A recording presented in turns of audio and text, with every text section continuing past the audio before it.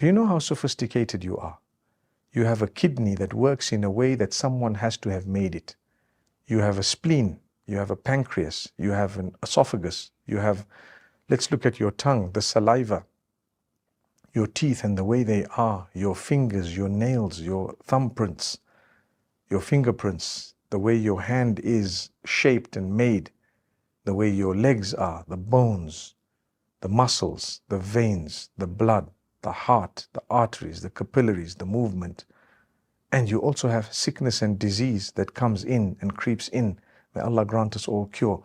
All of these, your identity, your face, the facial features, the way your hair grows, all this, and you're trying to tell me that it just came about?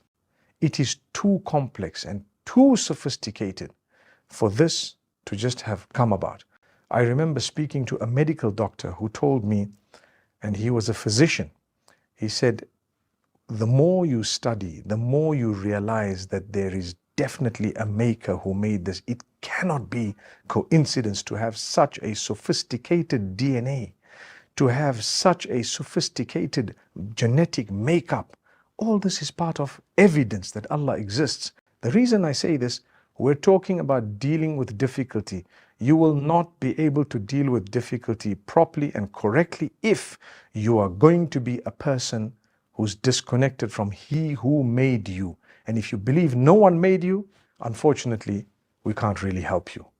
Besides, trying to point towards what I just did now, that we are sophisticated, we have so much on earth. Do you think you're just going to leave this behind after not even 100 years? The average lifespan of humankind now is nowhere near 100 years. Nowhere near.